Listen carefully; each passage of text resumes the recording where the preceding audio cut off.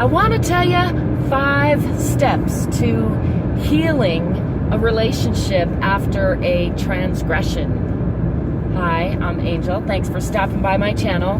Conflict management, peaceful conflict resolution is one of my kind of side passions. I have a degree in organizational management, and that was my favorite part of my studies, I would say, is the conflict management, conflict resolution, mediation kind of side of it, or one of my favorite parts. So I was recently listening to an audiobook, which I will do a review on later, and can't remember the name of at the moment, but I jotted down some notes of a couple different parts, and one of them was healing after transgression. So without further ado, let's get into it. I think, you know, in any relationship, that's, if it hasn't gone stagnant, then there's going to be conflict eventually. And so learning how to heal after, learning how to navigate conflict without hurting each other is, of course, ideal and something we should all practice toward. However, sometimes transgressions, let's call them, occur. Sometimes we do things to each other that we regret, that we really wish we hadn't done, or, that we see afterwards caused harm, and we feel bad about that, and it can really cause significant damage in a relationship if it's not handled properly. Often people, some people just don't apologize, and those little resentments build up and are what ultimately cause relationships to go toxic or sour or end. So I think it's super important to actually practice in relationships on things that aren't a huge deal, so that when you get to those huge deal things, you have some skill set, if you will, a toolbox for navigating conflicts. Anyhow,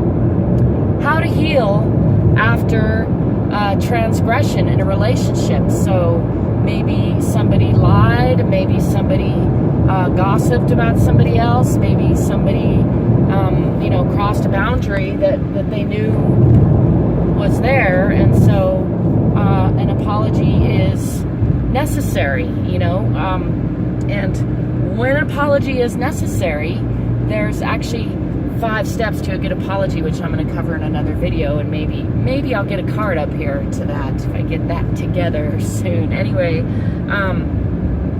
step number 1 is to apologize, and again, there's 5 steps to a good apology, but suffice it to say for now that if you know you've done somebody wrong, a heartfelt apology is necessary to start to heal that in the relationship. But it's not the only thing. So number 2 thing is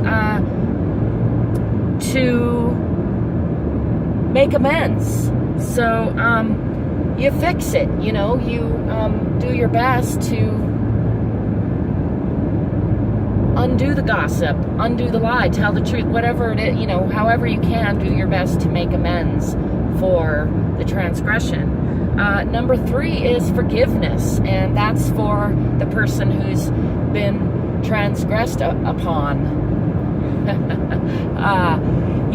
Forgiveness is for the forgiver. It's not for the forgiven. I got a lot to say about that subject as well. But anyway, that's step number 3.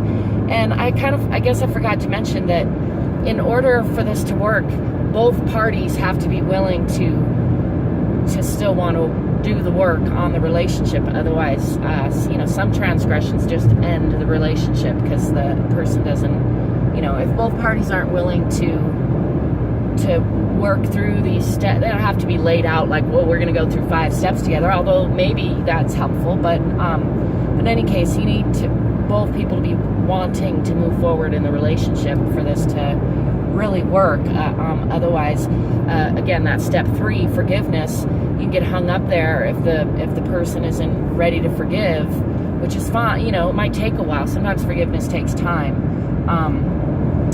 But you need to have that forgiveness before you can move on to reconciliation, step number 4, which is moving forward, basically, starting to let go of that transgression and create new behaviors in the relationship. So reestablishing trust,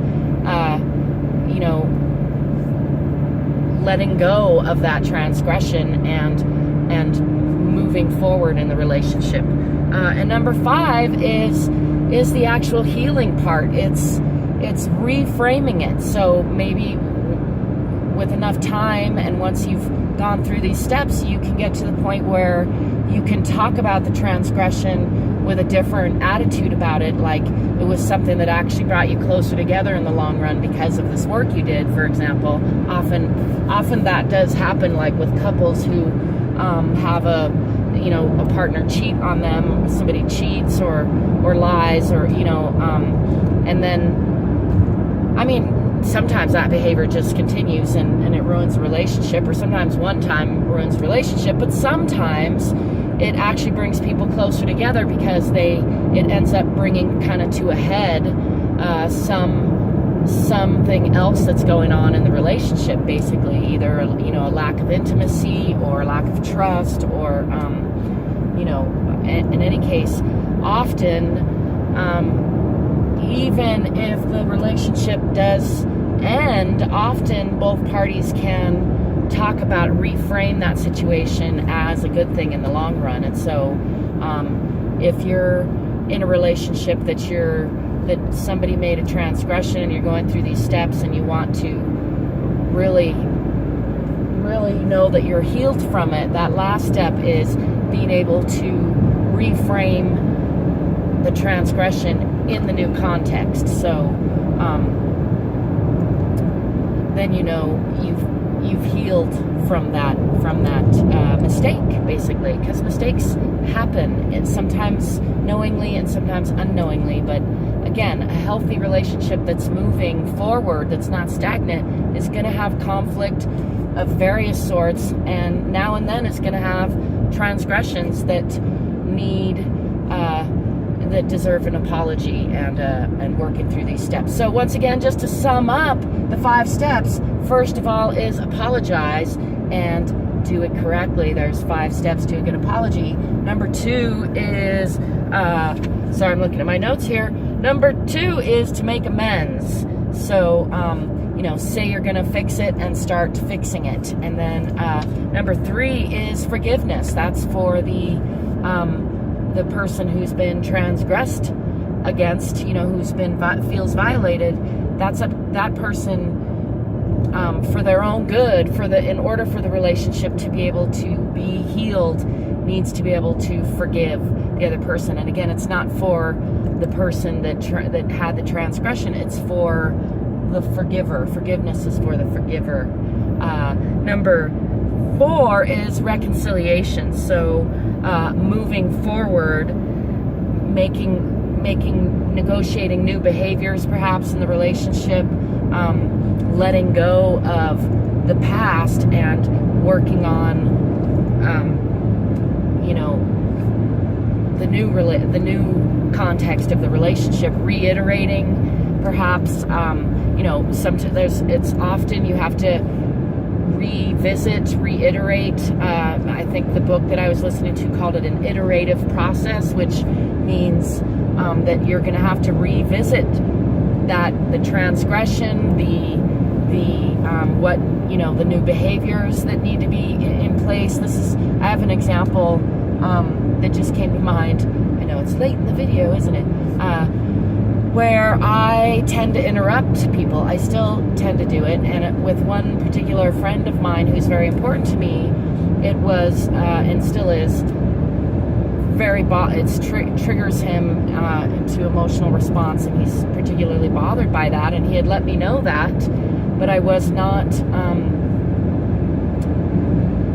and I've been making effort to, and I continue to, but he's had to remind me because I don't always catch myself. And so even though we have an agreement that I'm trying to get better at that, and I've asked him to try to find ways of letting me know before he's angry at me that it's when I'm getting on his nerves, and I've also gotten better at being more mindful about it. So it's a work in progress is the point to that, an iterative process where,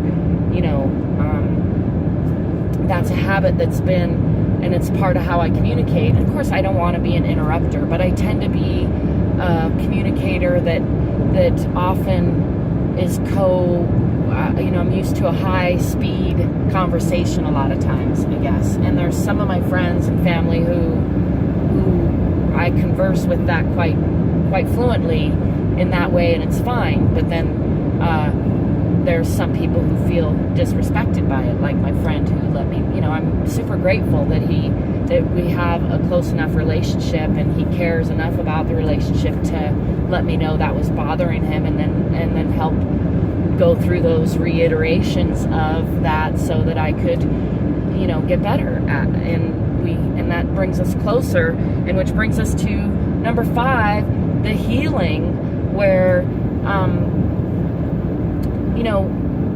to stay with my example for a couple more minutes, if I get to the point where that is no longer an issue in our relationship, which hopefully I will. I mean, I keep thinking I have, and then it comes up again. So, if I do, when I do, then we will be able to talk about this process that we went through, as an accomplishment, basically. So instead of talking about me being interrupting and that being offensive to him, we'll be talking about how in the long run that was a mechanism for bringing us closer, because it gave us growth in our relationship. Ultimately, I think, again, back to my first point, a good, healthy relationship is growing, and that means coming up to things that you need to work on and then working on them. Otherwise, it's just a stagnant relationship, and it'll either just fizzle out, or it'll probably get replaced with different relationships, because there's a lot of relationships to have in this life, and so there's no point in having stagnant, unfulfilling, relationships that aren't growing. That's my 2 cents about that, and that is my wrap on 5 steps to healing after transgression in a relationship. I hope you found that helpful. If you got any questions or comments, please let me know. This is kind of a new style of video for me, and I'm just getting into my groove, so hopefully the sound's not too bad. Of course, it just sounded like it got windier, so if it is, then I'll probably redo this video, but I'm still going to stick to my my bias toward imperfect action, so here you go. You can find ways, as always, to connect to me and support me and hire me in the description below. I hope you give me a thumbs up for this video, subscribe if you haven't already, and until next time, peace, prosperity, positivity, love, light, laughter, and playfulness.